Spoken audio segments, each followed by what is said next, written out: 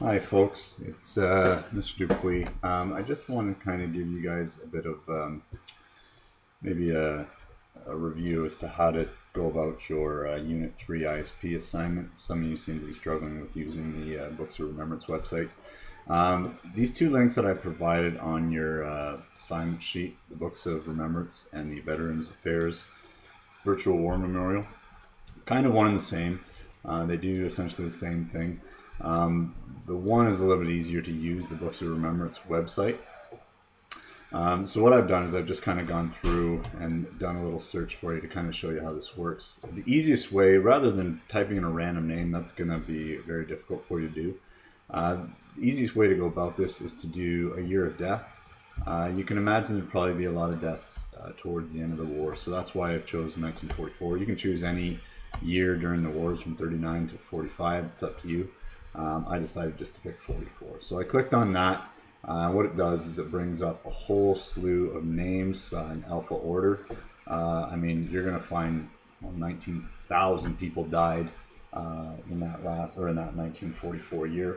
So I've just kind of gone through and checked a couple of the names. When you click on a name, so I've clicked on this John James Watson Abercrombie.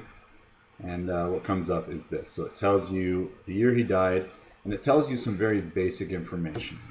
You know, which unit he fought within. That's kind of important. Keep that in mind. It tells you which book he's commemorated on. It tells you a bit about his lineage. Okay, and that kind of stuff will come in handy when you're trying to tell the the first-hand account of what this guy John James Watson Abercrombie did for our freedom.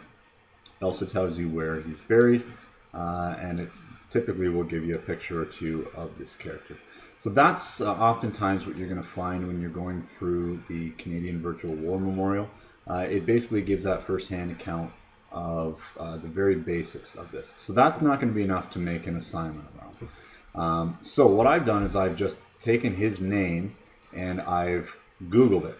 Okay, so when I popped it into Google, one of the very first links that came up, this will be that same Veterans Memorial or the Canadian Virtual War Memorial, so don't click on that. But there's a couple things that come up. So when I clicked on this guy here, it brought up this, okay, which is kind of neat. It gives quite a bit of information about some of his service, some of the things he did, some of his upbringing. This would be great stuff to use in your assignment. Some other things that I told you to remember were, let's go back here, okay, his unit that he fought within. Another search that you can go about is you can actually go and you can look up the Calgary Highlanders RCIC. So you go and Google that.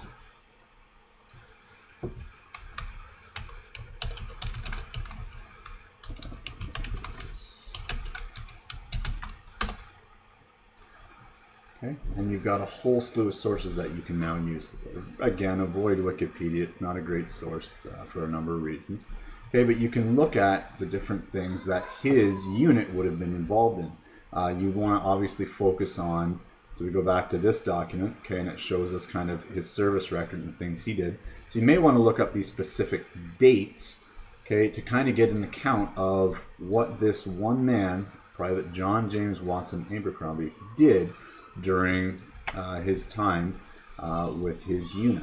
Because this is kind of a good way that you can use what I've given you as a start. Okay, it's not going to give you all the information. You guys have probably found that, but it does give you a start. Okay, what I wanted you to use is I wanted to use something as a base. Okay, and then fill in the gaps, like I said, with secondary sources. Just make sure the sources that you pick and use are good. This is another one if you don't want to use the virtual war memorial. Another good one you can use is called Roll Call of Honor.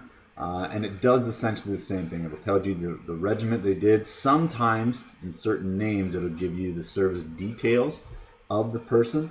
It essentially does the same thing. Okay, and with that, like I said, go and Google the person, find out some information about him, find some clues, which regiment or unit he fought within.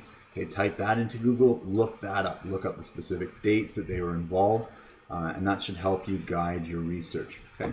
But getting started is basically the trickiest part of this is kind of picking somebody. So this one here, it took me about 4 clicks to get finally to somebody that I was able to find some information later on in Google. Yeah, use that as kind of your guide. I hope that helps, guys.